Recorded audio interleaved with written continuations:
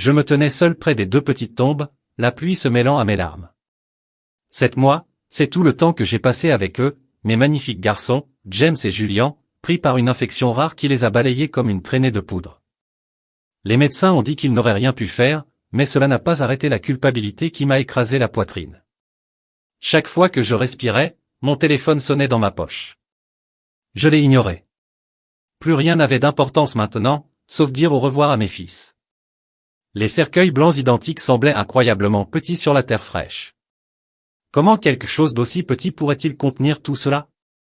Ils étaient, tout ce qu'ils auraient été. Le ministre a prononcé des paroles de réconfort qui semblaient des platitudes creuses et creuses sur le plan de Dieu et les anges. Je ne voulais pas d'anges. Je voulais que mes garçons reviennent dans mes bras, avec leurs fossettes assorties et leurs cris différents que je pouvais distinguer même dans la nuit la plus sombre. Ma mère m'a serré la main, son visage, miroir de mon chagrin. « Où est Dave, David » murmura-t-elle. « Il devrait être ici. » David, mon mari, le père de ces précieux bébés. Les questions ont déclenché une lueur de colère à travers mon engourdissement. Où était-il? Il avait été à mes côtés tout au long de l'hôpital, pendant les nouvelles dévastatrices, pendant les arrangements funéraires, mais ce matin, il m'avait embrassé sur le front et marmonné quelque chose à propos d'une urgence au travail, une urgence plus importante que l'enterrement de nos enfants. Le service terminé, les gens s'approchaient avec des accolades maladroites et murmuraient leurs condoléances. J'ai hoché la tête machinalement, sans vraiment les entendre. Mon téléphone a encore sonné. Finalement je l'ai sorti, espérant y voir le nom de David, une explication, des excuses. À la place, il y avait un message, « Désolé, réunion d'affaires importante. » Non, je t'aime. Non, je pense à toi. Non, j'aimerais pouvoir être là. Juste une utilisation froide de XC en portugais, la langue qu'il avait apprise, pour une éventuelle expansion de son cabinet de conseil au Brésil. J'ai regardé l'écran jusqu'à ce que ma mère prenne doucement le téléphone de mes mains tremblantes. Rentrons à la maison, chérie, tu dois te reposer à la maison. La chambre d'enfant avec 2 berceaux, le sol du salon parsemé de jouets colorés, la porte du réfrigérateur recouverte d'images échographiques, ce n'était plus la maison. C'était un musée de ce qui aurait dû être. Les jours passèrent dans le flou. David n'a pas appelé, il n'est pas rentré à la maison. Ses voyages d'affaires étaient parfois longs, mais jamais sans communication, jamais lors de quelque chose d'aussi important. Mon chagrin a commencé à se cristalliser en quelque chose de plus dur, de plus aigu.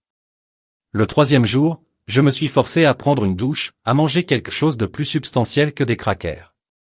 Je me suis assis à notre table de cuisine et j'ai appelé son bureau. Je suis désolé, Madame Mitchell. Son assistante a dit une véritable confusion dans sa voix. Monsieur Mitchell n'a mentionné aucune réunion d'affaires cette semaine. En fait, il a vidé son calendrier à cause de votre situation. Elle a hésité. Je pensais qu'il était avec toi. Le téléphone a glissé de mes doigts et est tombé sur la table. Les pièces ont commencé à se mettre en place. Son secret Late Night Calls, la nouvelle eau de Cologne. Les cours de langue qui ont pris du retard. J'étais alors trop absorbé par ma grossesse, trop dévasté par notre perte pour voir ce qui se passait juste devant moi. En serrant la main, j'ai ouvert son ordinateur portable. Nous connaissions les mots de passe de chacun, ou du moins je pensais que nous le connaissions. Mais quand j'ai tapé sa combinaison habituelle, l'écran a clignoté en rouge, niais. Il l'a changé. J'ai réessayé avec des variantes, notre anniversaire, les jumeaux datent effectivement de l'anniversaire de sa mère. Rien n'a fonctionné. J'étais sur le point d'abandonner quand je me suis souvenu du mot de passe qu'il utilisait pour des comptes moins importants, le nom de son chien d'enfance combiné à l'année de notre rencontre, l'écran déverrouillé, révélant son email. J'ai hésité, mon doigt survolant la souris. Est-ce que j'allais vraiment envahir sa vie privée? Mais ensuite je me suis souvenu d'être seul aux funérailles de notre fils et ma détermination s'est durcie. Il n'a pas fallu longtemps pour trouver ce que je cherchais, des confirmations de vol, des réservations d'hôtel, non pas pour le Brésil mais pour la Thaïlande, Phuket pour être précis, des plages immaculées et des complexes hôteliers de luxe et pas une seule réservation. 2 billets, 2 noms, David Mitchell et Carolina Hamilton. J'ai cherché son nom sur Google. Un profil LinkedIn est apparu, Carolina Hamilton, directrice du marketing international dans une entreprise concurrente. Sa photo de profil montrait une femme magnifique avec une peau caramel et un sourire confiant. Selon son profil, elle était brésilienne vivant à Londres depuis 3 ans. Ces mentions comprenaient une de mon mari, datée d'il y a 9 mois, alors que j'étais enceinte de nos fils. Pendant que je les enterrais, mon mari était avec elle sur une plage en Thaïlande. Quelque chose s'est brisé en moi. Le chagrin qui m'étouffait s'est transformé en une rage froide et claire. Je me suis transmis les emails, j'ai pris des captures d'écran de leurs échanges, certains professionnels, d'autres décidément pas, et j'ai commencé à planifier. Le temps que j'ai fini, nos comptes communs étaient vidés, ces cartes de crédit étaient remplies au maximum grâce aux dons aux œuvres caritatives pour enfants, et chaque élément de preuve de sa trahison était soigneusement compilé dans un dossier intitulé Ton pays. Puis j'ai fait quelque chose qui allait tout changer, quelque chose qu'il n'avait jamais attendu de sa femme en deuil et dépendante, quelque chose qui, à son retour de son escapade paradisiaque avec sa maîtresse, le laisserait aussi brisé que j'avais été seul près de ces minuscules tombes. J'ai regardé mon travail et j'ai senti quelque chose remuer en moi que je croyais mort, avec mes fils, une volonté de survivre, une détermination à reconstruire et, ce qui est le plus surprenant, un frémissement de quelque chose qui ressemblait presque à la liberté. La sonnette a sonné juste à temps. J'ai pris une profonde inspiration et je suis allé répondre, sachant que ce que j'allais faire rendrait impossible le retour à la vie que j'avais avant. Mais là encore, cette vie avait déjà disparu, enterrée dans 2 petits cercueils sous la pluie impitoyable. L'homme à la porte portait un costume coûteux et une mallette en cuir. Madame Mitchell, je m'appelle Thomas Weber du cabinet d'avocats Weber & Associates. Il nous tend la main, merci de nous avoir contactés. Je les conduis à la table de la salle à manger où j'avais disposé tous les documents, relevés bancaires, actes de propriété et preuves de l'affaire David. Alors qu'il examinait chaque article, son expression restait professionnellement neutre, mais j'ai été surpris lorsqu'il a atteint le dossier Thaïlande. Votre mari n'avait aucune idée que vous prépariez cela, a-t-il demandé en me regardant. David pense que je suis toujours la même femme qu'il a laissée derrière lui. Dis-je d'une voix plus ferme que ce à quoi je m'attendais, celle qui serait trop paralysée par le chagrin pour fonctionner, et encore moins riposter. Monsieur Weber hoche la tête, et vous êtes sûr de poursuivre toutes ces mesures. Certains d'entre eux sont assez agressifs. En étais-je certain? J'ai pensé aux années que j'avais passées à soutenir la carrière de David, mettant entre parenthèses mes propres ambitions. J'ai pensé à la façon dont j'avais décoré la crèche alors qu'il était censé travailler tard le soir qu'il passait en réalité avec Carolina. J'ai pensé qu'il ne prenait même pas la peine de se présenter aux funérailles de son propre fils. Absolument certain, répondis-je.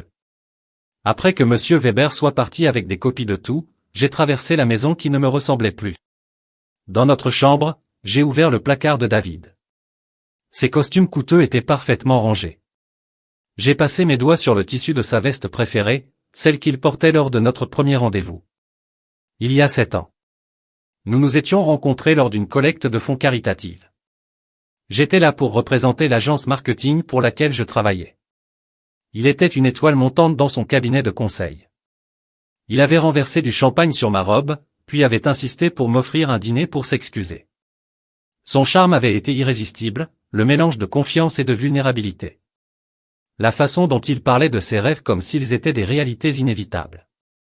J'étais tombé durement et vite. En 1 an, nous nous sommes mariés. Dans les 2. J'avais quitté mon emploi pour soutenir sa carrière grandissante, en travaillant sur des projets indépendants à domicile qui n'avaient jamais vraiment satisfait à mon ambition, mais qui m'avaient donné la flexibilité nécessaire pour être l'épouse d'entreprise idéale. Quand nous avons découvert que nous attendions des jumeaux, cela semblait être le point culminant de notre vie parfaite. David avait été ravi de me faire tourner dans la cuisine lorsque l'échographie a révélé 2 battements de cœur au lieu d'1. C'était lui qui avait peint la chambre de bébé, assemblé les berceaux, téléchargé des applications qui suivaient le développement du bébé semaine après semaine. Qu'est-ce qui avait changé? Quand avait-il commencé à chercher ailleurs? Était-ce lorsque les complications de ma grossesse ont mis fin à notre intimité? C'était quand mon corps a changé. Ou est-ce que cela s'était produit depuis le début et j'avais été trop aveuglé par l'amour, et plus tard par la concentration maternelle, pour le voir? J'ai fermé la porte de son placard et me suis dirigé vers ma coiffeuse. Le visage qui me regardait depuis le miroir était presque méconnaissable, joues creuses, cernes sous les yeux ternes, lèvres gercées par la déshydratation et la négligence. Ce n'était pas moi. Cette coquille brisée n'était pas qui j'étais. Avant de rencontrer David, j'étais ambitieux, confiant, le plus jeune responsable de compte senior de l'histoire de mon agence. J'avais mes propres projets, mes propres rêves. Quelque part en cours de route, j'avais oublié que cette femme l'avait incorporée dans le rôle de Madame David Mitchell. J'ai ouvert ma boîte à bijoux et j'ai sorti les boucles d'oreilles en diamant que David m'avait offertes pour notre 5e anniversaire. Ils scintillaient sous la chambre, capturant la lumière comme des prismes de couleurs, beaux, précieux et froids, tout comme l'homme qui me les avait offerts. Mon téléphone a sonné avec une alerte par SMS, David. Mon cœur a fait un bond, malgré tout. Une réponse pavlovienne au ton spécifique que je lui avais assigné. Je rentre à la maison demain, le vol atterrit à 20h. Peux-tu venir me chercher? Aucune mention de l'endroit où il avait été, aucune reconnaissance de ce qu'il avait manqué, juste l'attente que j'attendrais. Servant, arrangeant, comme toujours, je n'ai pas répondu. Laissez-le se demander. Laissez-le faire face à une fraction de l'incertitude avec laquelle je vivais. À la place, j'ai appelé ma mère. Puis-je rester avec toi quelques jours? J'ai demandé. Quand elle répondit, bien sûr, chérie, est-ce que tout va bien? J'ai ri d'un son creux. Non, maman, tout ne va pas bien, mais ça ira. Après avoir fait une valise avec seulement ce dont j'avais vraiment besoin, j'ai jeté un dernier coup d'œil dans la maison. Cela avait été le décor de mes moments à la fois les plus heureux et les plus dévastateurs.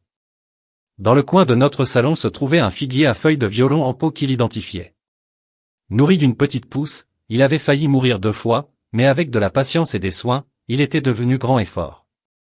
En le regardant maintenant, j'ai ressenti une étincelle de reconnaissance. Cette plante était comme moi, capable de survivre, de prospérer même après avoir été négligée. J'ai ajouté une bouteille d'eau au sol et j'ai murmuré, tout ira bien pour nous deux. Alors que je me tournais pour partir, mon regard fixé sur la photo de mariage encadrée près de la porte, David et moi riant dans les yeux sans savoir ce qui nous attendait, je l'ai tourné face contre terre à l'extérieur. Le soleil de fin d'après-midi projetait de longues ombres sur la pelouse bien entretenue de la maison que nous avions choisie ensemble. Rêvant de la famille que nous allions fonder, j'ai placé ma valise dans le coffre de ma voiture et me suis glissé sur le siège du conducteur. Le moteur bourdonnait et avec lui un sentiment de détermination se cristallisait en moi. David reviendrait demain avec une maison vide et les conséquences de ses choix. Il découvrirait exactement de quoi j'étais capable en son absence, à quel point je pouvais démanteler la vie qu'il tenait pour acquise. Ce qu'il ne saurait pas, ce qui l'empêcherait de dormir la nuit dans les semaines à venir, c'était que ce n'était que le début. J'avais déclenché des événements que même moi ne pouvais pas entièrement prévoir, créant des ondulations qui finiraient par devenir une vague titanesque. Alors que je m'éloignais du trottoir, une notification est apparue sur mon téléphone, un email de confirmation. Objet, votre rendez-vous avec le docteur Elana Richard a été confirmé, la première étape d'un plan dont même M. Weber ignorait l'existence, un plan qui me sauverait ou me détruirait complètement, un plan qui avait commencé à se former au moment où je me tenais seul sous la pluie pour dire au revoir à mes enfants. Tandis que leur père gisait sur une plage avec une autre femme. Je suis parti sans me retourner, laissant derrière moi la femme. J'avais été la femme qui aurait pardonné, qui aurait essayé de comprendre, qui aurait assumé la responsabilité de garder son mariage intact. Cette femme avait disparu, enterrée aux côtés de ses fils. À sa place se trouvait quelqu'un de nouveau, quelqu'un que je commençais tout juste à connaître, quelqu'un qui ne confondrait plus jamais la dévotion aveugle avec l'amour ou le sacrifice avec la force. Et David. Il n'avait aucune idée de ce qui l'attendait. La clé de David a tourné dans la serrure à 20h43 exactement. Je le savais parce que j'étais assis dans le salon sombre depuis plus d'1 heure, attendant, non pas à l'aéroport, comme il s'y attendait, mais ici, dans ce qui avait autrefois été notre sanctuaire. Je l'ai entendu déposer ses bagages dans le couloir. Mélissa, sa voix portait cette note familière d'attente de quelqu'un habitué à recevoir une réponse. Je restais silencieux, mes doigts traçant les bords du dossier sur mes genoux. Mélissa, tu es à la maison? Une confusion désormais teintée d'agacement. Le bruit de ses pas se déplaça de l'entrée vers la cuisine, puis revint au salon. J'ai tendu la main et j'ai allumé la lampe à côté de moi. La soudaine flaque de lumière le fit sursauter. Jésus, Mélissa, pourquoi es-tu assise dans le noir? Son visage bronzé était rouge de surprise. Ses cheveux étaient astucieusement ébouriffés d'une manière qui me faisait battre le cœur. Maintenant, je me demandais simplement si Carolina y avait passé ses doigts. Comment était la Thaïlande? Ai-je demandé, ma voix étrangement calme. Son visage se figea, puis se reconfigura en une expression pratiquée de confusion. De quoi parles-tu? J'étais à Brasilia pour une réunion client. L'étrange assistant juriste semblait penser que vous aviez vidé votre calendrier pour être avec moi pour les funérailles. Souviens-toi des funérailles de notre fils. Chaque mot était énoncé avec précision, chaque syllabe, une petite lame. Le visage de David pâlit sous son bronzage. Mélissa, je peux t'expliquer, ne t'en fais pas. J'ai ouvert le dossier et j'en ai retiré une photo, David et Colina sur une plage, la tête renversée en riant, son bras autour de sa taille. J'aime particulièrement celui-ci. Tu as l'air si déchargé. Il a fait un pas vers moi. Où as-tu eu ça? Carolina a un Instagram public, David. Elle a pris soin de ne pas vous taguer, mais elle n'a pas fait assez attention à ses légendes. Paradis trouvé avec mon amour, posté le jour où nous avons enterré nos enfants. Il passa une main dans ses cheveux, son expression passant rapidement par le choc, la colère et le calcul. Je pourrais presque le voir évoquer des mensonges, des excuses et des détournements potentiels, ce n'est pas ce que vous pensez. Dit-il finalement, s'arrêtant sur ce cliché de défense, j'ai ri d'un son assez aigu pour couper. C'est exactement ce que je pense. Pendant que je mettais nos bébés en terre, tu te mettais dans une autre femme, David, tressaillit. C'est grossier, Mélissa. Est-ce plus grossier qu'un père qui manque les funérailles de ses enfants pour un voyage tropical? Plus grossier qu'un mari laissant sa femme en deuil seule avec un SMS, excuse. Il se laissa tomber sur le canapé en face de moi, sa posture se dégonflant. Je ne pouvais pas y faire face. Murmura-t-il, les funérailles, le chagrin, tout ça. J'avais juste besoin de m'échapper. Et Carolina était votre échappatoire, comme c'était pratique. Combien de temps, David? Depuis combien de temps est-elle ton paradis? Son silence était une réponse suffisante, puisque, devant les jumeaux, j'insistais, ayant besoin de savoir jusqu'où allait la trahison. Il hocha la tête presque imperceptiblement. Ça a commencé par des réunions d'affaires, puis des dîners tardifs, puis, tu étais elle pendant que je décorais la crèche, pendant que j'étais au lit, essayant d'assurer la sécurité de nos fils, pendant que je planifiais leurs funérailles. Chaque phrase tombait comme une gifle. Je les regardais gagner avec une fascination détachée. Je n'ai jamais voulu que tout cela se produise. Dit-il, comme si cela excusait tout ce que peu de gens font. J'ai répondu, mais des choix ont été faits, David, par toi et maintenant par moi. Sa tête s'est relevée. Qu'est-ce que cela signifie? Je lui ai tendu le dossier. Voyez par vous-même. Alors qu'il feuilletait les pages, son expression passait de la confusion à l'incrédulité, puis à l'horreur, des relevés bancaires montrant des comptes vides, des relevés de cartes de crédit avec des soldes maximaux, des documents juridiques avec ma signature sur des lignes pointillées. Qu'avez-vous fait? Sa voix était à peine audible. Ce que j'aurais dû faire il y a des années. J'ai pris le contrôle de ma vie. Il se leva d'un bond. Tu m'as ruiné. Ces dons, ils sont irréversibles. Et les comptes, nos comptes conjoints. J'ai fini pour lui. Mon nom figure sur chacun d'eux, tout comme le vôtre. J'avais tous les droits légaux de faire ce que j'ai fait. C'est fou, Mélissa. Ce n'est pas toi. Tu as raison. La vieille Mélissa aurait pleuré, vous aurait supplié de vous expliquer, plaidé pour une autre chance. Elle se serait reproché de ne pas suffire si Mélissa était morte avec ses fils. Le visage de David s'assombrit de colère. Je vais me battre contre ça. Je le dirai à tout le monde. Tu es instable à cause du chagrin. Aucun juge ne sera de votre côté. J'ai senti un sourire s'étaler sur mon visage, couler entendu, peut-être, mais avant de vous précipiter chez votre avocat, vous voudrez peut-être vérifier vos emails. J'ai envoyé des copies de tout, y compris toutes les preuves de votre affaire, aux associés de votre entreprise, ceux qui ont la clause de moralité dans votre contrat, ceux qui viennent de vous nommer associés en fonction de votre image de père de famille. Ils chancellent comme s'ils vous frappaient physiquement, n'est-ce pas déjà le cas? Et il y a plus, David, bien plus encore. Pour la première fois depuis que je le connaissais, David avait l'air effrayé. Il se laissa tomber sur le canapé, la tête dans les mains. Qu'est-ce que tu veux, Mélissa? L'argent? La maison? Qu'est-ce qui fera que ça disparaisse? Je restais debout à lisser la simple robe noire que j'avais choisie pour cette confrontation. Je ne veux rien de toi, plus maintenant. J'ai déjà pris ce dont j'avais besoin pour recommencer. Tandis que je me dirigeais vers la porte, il m'appela, où vas-tu? C'est aussi ta maison. Je m'arrêtai, la main sur la poignée de la porte. Non, David, ça n'a jamais été chez moi. C'était juste une belle cage que j'ai aidé à construire autour de moi. Donc c'est tout. Après 7 ans, tu t'en vas. Je me tournai pour lui faire face une dernière fois. C'est riche, venant de l'homme qui s'est éloigné des funérailles de ses propres enfants, le visage froissé. Pendant un instant, j'ai entrevu de véritables remords ou l'apitoiement sur moi-même. Ce n'était pas suffisant, pas du tout. Au revoir, David. Dehors, l'air nocturne était propre et neuf sur ma peau. J'ai marché jusqu'à ma voiture à pas réguliers, je suis monté dedans et je suis parti de la maison qui avait contenu à la fois mes plus grandes joies et mes plus profonds chagrins. Mon téléphone a sonné. Un texte du docteur Richard a examiné vos dossiers. Nous devons discuter des options immédiatement. Peux-tu venir demain? J'ai répondu rapidement par l'affirmative, puis j'ai mis le téléphone de côté. Peu importe ce que le médecin avait trouvé, j'y ferai face demain. Ce soir, j'appartiens à la petite et féroce victoire de me défendre enfin.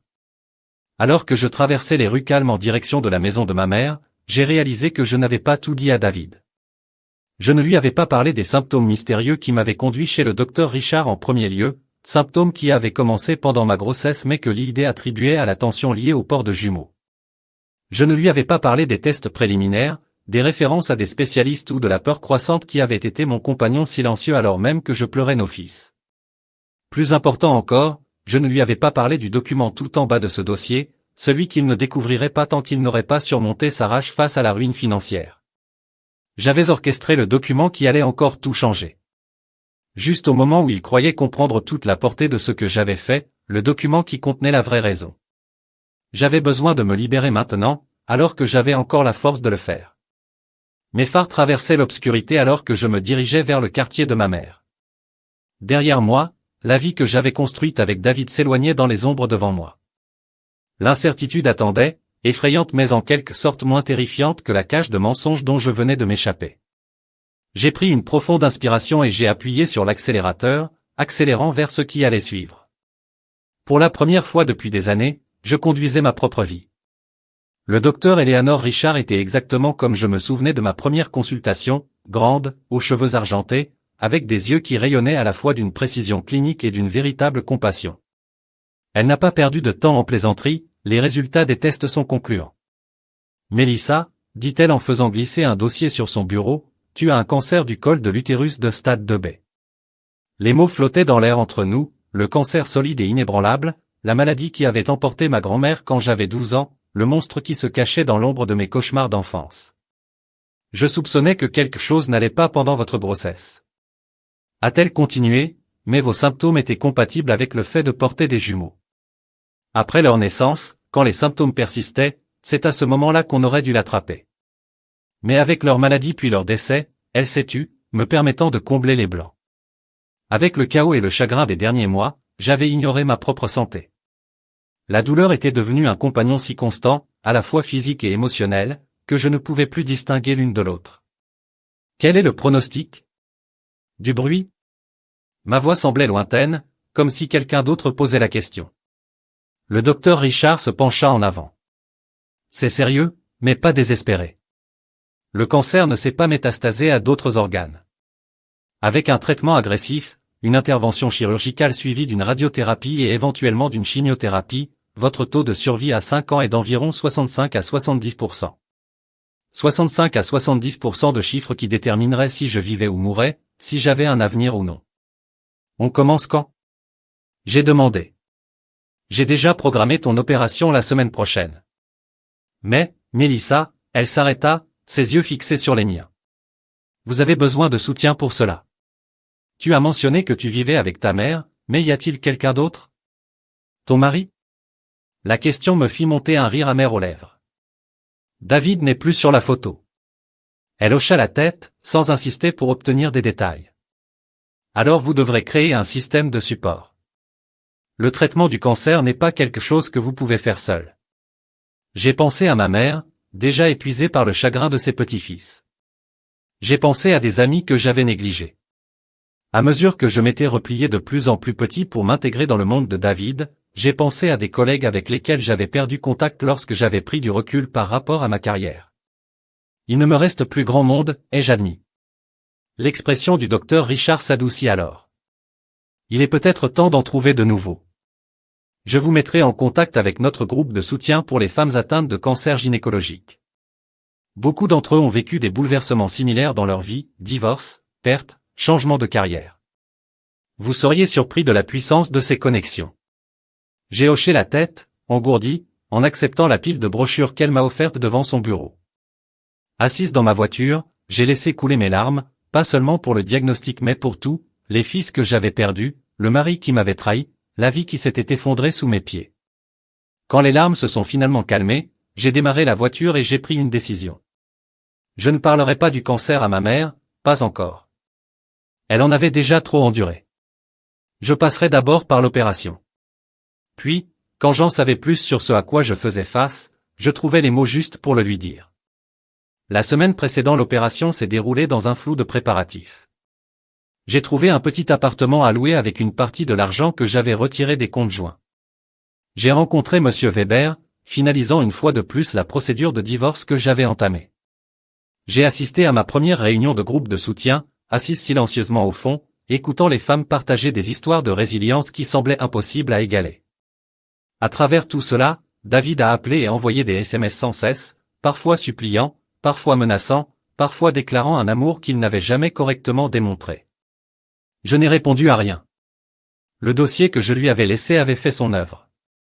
Ses associés l'avaient mis en congé administratif dans l'attente d'une enquête sur sa conduite morale. Carolina était apparemment rentrée seule au Brésil, et les dégâts financiers que j'avais infligés étaient suffisamment importants pour qu'il continue à se démener. La nuit précédant mon opération, alors que j'étais assis seul dans mon appartement peu meublé, mon téléphone a sonné avec un numéro inconnu. Melissa Mitchell, demanda une voix de femme. Quand j'ai répondu oui, qui est-ce? Il y eut une brève hésitation. C'est Carolina Hamilton. Mon sang s'est transformé en glace. Comment as-tu eu ce numéro? David m'appelle sans arrêt depuis son retour de Thaïlande. Elle a dit son accent, anglais, précis et contrôlé. Il ne va pas bien. Il m'a dit ce que tu as fait. J'ai serré le téléphone plus fort. Est-ce qu'il t'a aussi dit pourquoi? Oui, ce seul mot avait un poids inattendu. Je savais qu'il était marié, mais il m'a dit que tu étais séparé. Quand j'ai découvert vos enfants, j'ai immédiatement mis fin à cette affaire. C'est pourquoi j'ai quitté la Thaïlande plus tôt. Comme c'est noble de votre part. Dis-je avec amertume. Je n'appelle pas pour me défendre. Carolina a répondu, j'appelle parce que David a mentionné que vous aviez consulté des médecins. Il a trouvé des documents médicaux. Tu as laissé derrière moi mon estomac, tu as laissé tomber les résultats préliminaires des tests. Je pensais avoir fait mes valises. Bien sûr, David aurait tout fouillé dans la maison à la recherche d'un avantage dans la guerre que j'avais déclenchée. Ce ne sont plus ses affaires, ou peut-être pas les vôtres. Elle a accepté, mais si vous êtes malade, il devrait le savoir. Malgré tout, il tient à toi. Un rire dur m'échappa. C'est quoi? Qu'est-ce qu'il se dit que me laisser seul à l'enterrement de nos enfants était un acte de sollicitude? Il y eut un long silence avant que Carolina ne reprenne la parole. Je suis désolé pour ma part dans ta douleur, Melissa. Vraiment, quelle que soit la situation à laquelle vous faites face, j'espère que vous n'y faites pas face seul. L'appel s'est terminé, me laissant étrangement secoué. Je ne m'attendais pas à de la compassion de la part de l'autre femme. Je n'attendais absolument rien d'elle. Le lendemain matin, alors que je me présentais à l'hôpital pour mon opération, une silhouette familière est apparue à côté de mon fauteuil roulant, ma mère. Son visage était marqué par l'inquiétude et une colère à peine contrôlée. Pourquoi ne me l'as-tu pas dit, a-t-elle exigé? J'ai attrapé sa main. J'allais le faire après l'opération. Je ne voulais pas que tu t'inquiètes. T'inquiète, Melissa. Tu es ma fille. C'est mon travail de m'inquiéter. Elle s'est agenouillée à côté du fauteuil roulant. Comment pensais-tu que tu allais faire ça seule? Je ne sais pas, j'ai admis que j'étais tellement concentré sur la rupture des liens avec le passé que je ne pensais pas clairement à l'avenir. Les yeux de ma mère se sont remplis de larmes. Eh bien, je suis là maintenant et je ne vais nulle part. Alors qu'il me conduisait vers la salle d'opération, un message texte de David a allumé mon téléphone. Je suis au courant pour le cancer. Je suis à l'hôpital. S'il te plaît, laisse-moi te voir. J'ai montré le message à ma mère. Tu lui as dit? Elle secoua la tête. Non, mais je ne suis pas surpris qu'il l'ait découvert. C'est une petite communauté et David a des relations partout. Elle hésita, tu veux le voir? Étais-je l'homme qui m'avait abandonné au plus bas, qui m'avait trahi à plusieurs reprises, qui avait construit une vie avec moi sur des bases de mensonges, le père de mes enfants perdus? Non, dis-je finalement. Tout ce que David et moi avions est terminé. Je dois me concentrer sur la survie maintenant. Ma mère hocha la tête, me serrant la main tandis que l'infirmier poussait mon fauteuil roulant à travers des portes battantes ornées du personnel autorisé uniquement. La dernière chose que j'ai vue avant que l'anesthésie ne s'installe, c'était l'équipe chirurgicale, masquée et prête, leurs yeux remplis de promesses qu'ils ne pouvaient garantir qu'ils tiendraient.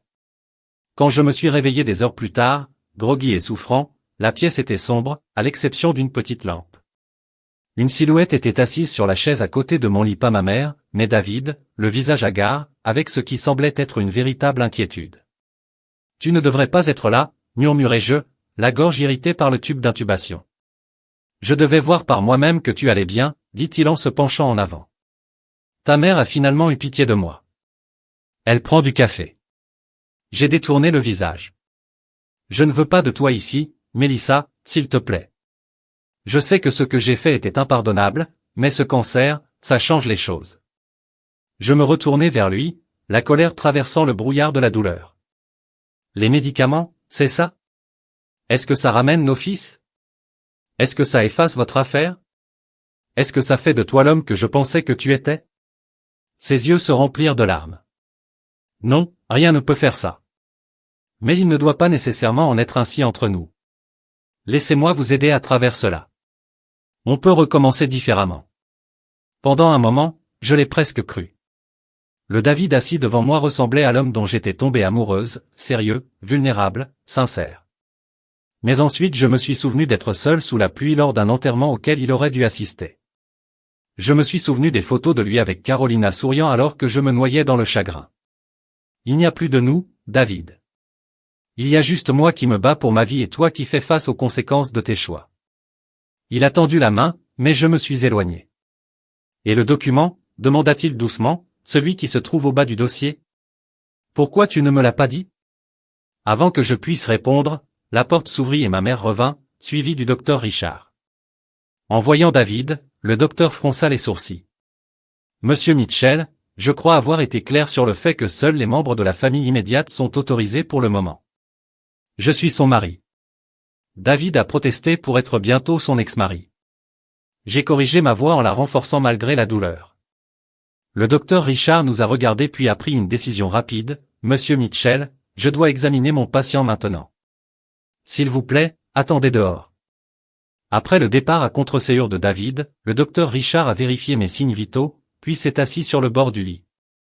L'opération s'est bien passée. Nous avons enlevé tout le cancer visible et les ganglions lymphatiques environnants. La théologie est toujours en attente, mais je suis prudemment optimiste. Le soulagement m'a envahi, suivi immédiatement par l'inquiétude et les autres sujets dont nous avons discuté. L'expression du docteur devint grave. C'est plus compliqué. Le traitement contre le cancer pourrait compromettre considérablement vos chances. Si vous voulez poursuivre dans cette voie, nous devrons agir rapidement avant le début des radiations. Ma mère avait l'air confuse. Qu'importe, Mélissa? Qu'est-ce que tu ne me dis pas? J'ai pris une profonde inspiration, grimaçant face à la douleur qui me traversait l'abdomen.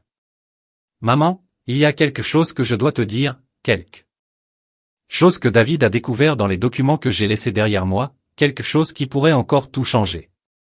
Le médecin est sorti discrètement, me laissant seul avec ma mère et le secret que je gardais depuis le jour où j'ai découvert la trahison de David, un secret qui ne concernait pas seulement le passé, mais la possibilité d'un avenir que je n'avais jamais osé imaginer jusqu'à présent.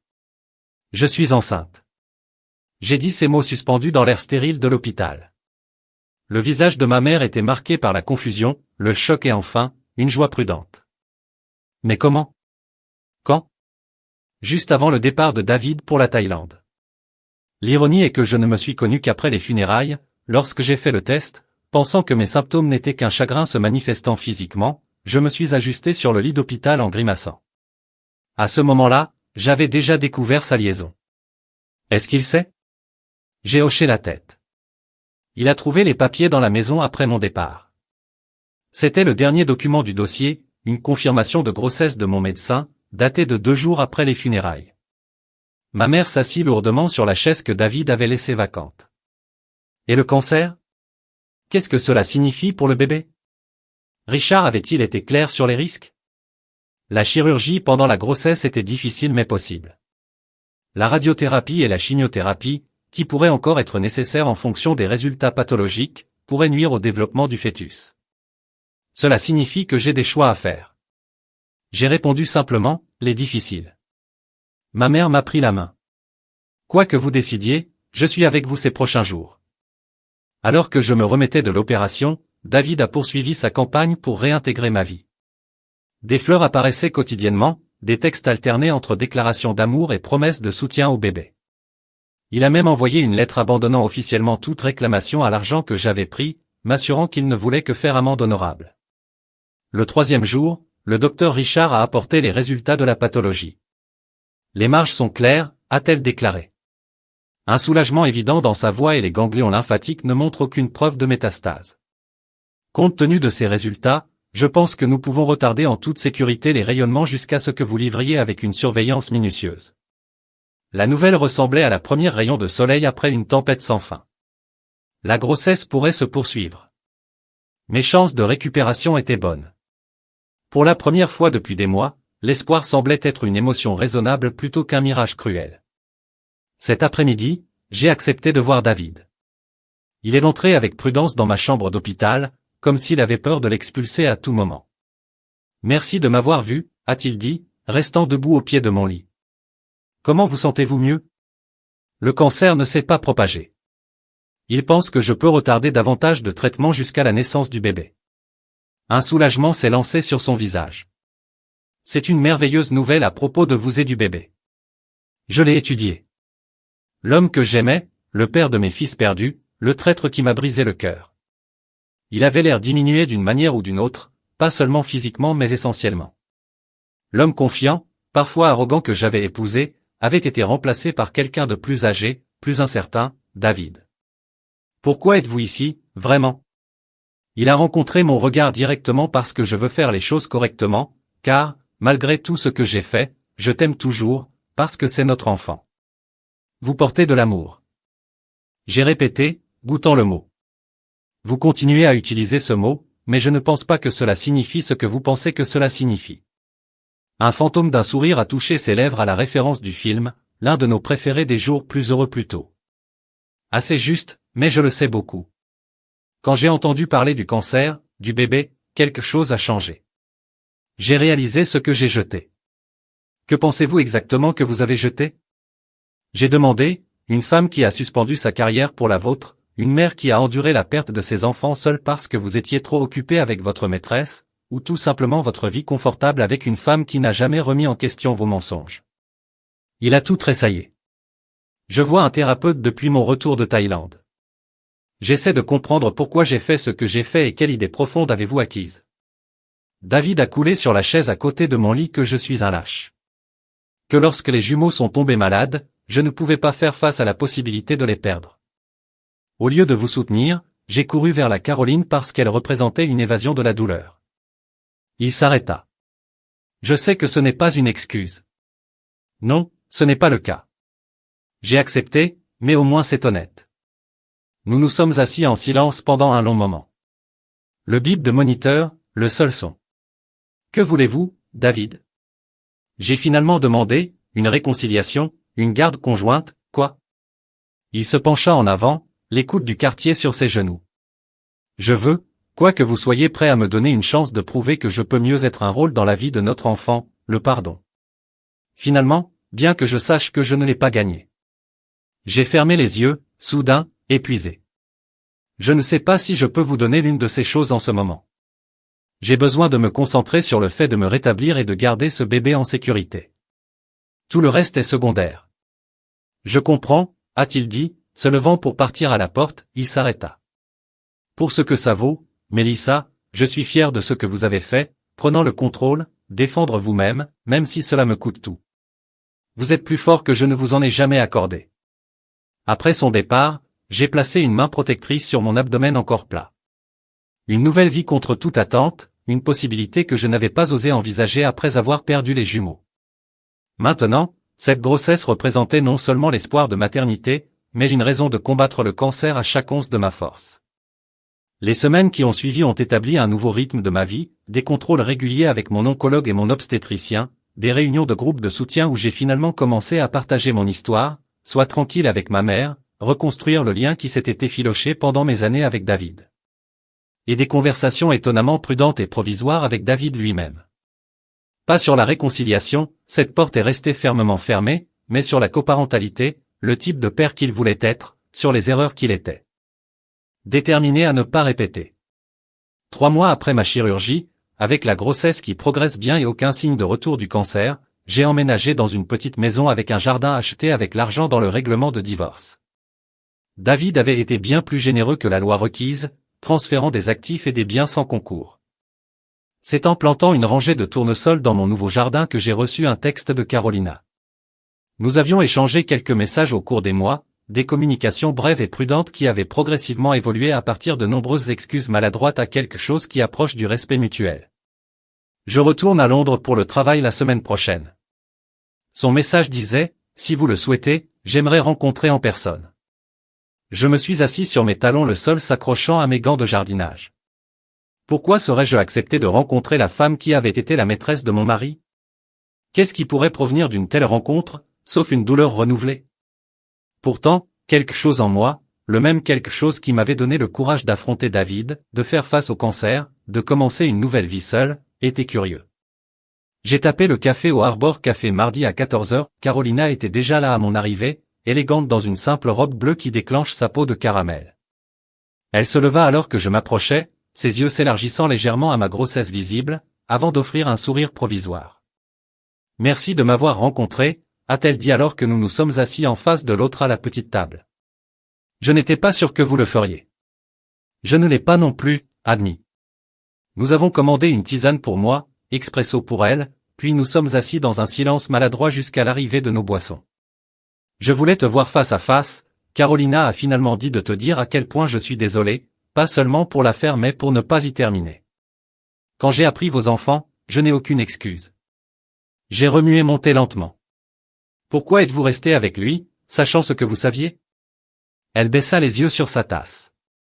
Parce que je croyais que j'étais amoureux, parce que je pensais qu'il vous quitterait pour moi, parce que je me suis convaincu que son chagrin justifiait ses mensonges. Elle secoua la tête. J'avais tort sur tous les comptes. L'aimez-vous toujours? La question m'a même surpris. Le rire de Carolina n'a eu aucun humour. Non, ce que je ressentais n'était pas l'amour, c'était de l'engouement mélangé à l'ambition. David pouvait ouvrir des portes pour ma carrière et il était attentif d'une manière que personne n'avait été auparavant. J'ai hoché la tête, comprenant plus que je ne le voulais. Au début de notre relation, l'attention concentrée de David m'avait fait me sentir spécial, choisi, adoré. Ce n'est que plus tard que je l'ai reconnu comme un outil qu'il exerçait pour obtenir ce qu'il voulait. Il a changé. Vous savez, Carolina a continué depuis que tout s'est produit, depuis que tout découvrait le bébé et votre maladie. Les gens ne changent pas aussi facilement. J'ai contré, non, ils ne le font pas. Elle a accepté. Mais parfois, perdre tout rend le changement possible. Elle a hésité, envisagez-vous de le ramener? La question pendait entre nous, deux femmes liées par le même homme, par la douleur qu'il a causée par un avenir qu'il avait modifié. Non, j'ai dit enfin, ce que David et moi avons fini, mais nous trouvons une voie à suivre en tant que coparents. C'est compliqué, Carolina, généralement l'est. Elle tendit son entrée dans son sac et sortit une carte de visite. Je commence une base pour les parents endeuillés. C'est quelque chose sur lequel je travaille depuis la Thaïlande. Si vous êtes jamais intéressé à vous impliquer, je saurais accueillir votre point de vue. J'ai pris la carte, surprise par le geste. Pourquoi tu fais ça? Elle a rencontré mon regard carrément. Parce que je dois faire amende honorable d'une manière qui compte et parce que personne ne devrait avoir à faire face à ce genre de perte seule, comme vous. Après nous être séparés, j'ai marché le long de l'après-midi, le soleil chaud sur ma peau. Mon téléphone a bourdonné un texto du rendez-vous de David. Docteur est toujours allumé pour vendredi. J'aimerais être là si ça va. J'ai tapé un simple oui, puis j'ai continué ma promenade, en pensant aux choix et aux conséquences, au pardon, non pas comme une gomme du passé, mais comme une passerelle possible vers un avenir différent. 6 mois plus tard, un matin d'automne net, j'ai donné naissance à une fille, petite mais en bonne santé, avec un sein qui remplissait la salle d'accouchement et les yeux qui semblaient contenir toute la sagesse de l'univers. Je l'ai nommée Hope, pas seulement pour ce qu'elle représentait dans ma vie, mais pour ce que je voulais qu'elle porte dans le monde. David était là, gardant une distance respectueuse, mais présente d'une manière qu'il n'avait pas été à la naissance des jumeaux. Ma mère était là aussi, son visage mouillé de larmes de joie alors qu'elle tenait sa petite fille pour la première fois dans les heures tranquilles après la naissance, alors que Hope dormait dans son berceau et ma mère était allée, rentrée chez elle pour se reposer, David était assis à côté de mon lit. Elle est parfaite, dit-il doucement, tout comme ses frères. La mention de nos fils a apporté la douleur familière, mais c'était différent maintenant, un rappel doux amer plutôt qu'un poids écrasant. Oui, elle l'est, j'ai accepté. Je veux que tu saches. David a dit attentivement que je comprends ma place dans votre vie. Maintenant, le père de l'espoir et je serai le meilleur possible. Mais nous, ce que nous avions, moi, je sais que c'est parti. J'ai accepté cela. J'ai étudié son visage, à la recherche de la manipulation ou de l'agenda caché qui était devenu sa caractéristique dans les dernières années de notre mariage, mais tout ce que j'ai vu était la sincérité et peut-être une sorte de paix qui n'avait pas été là auparavant. Merci, j'ai dit, simplement pour sa compréhension. Après son départ, je me suis retiré du lit et je me suis tenu près de la fenêtre en regardant le coucher du soleil peindre le ciel dans des tons de rose et d'or. Dans mes bras, Hope a remué sa petite main, enroulant mon doigt et en tenant avec une force surprenante. 2 semaines après la naissance de Hope, mes analyses de cancer du poste sont revenues claires.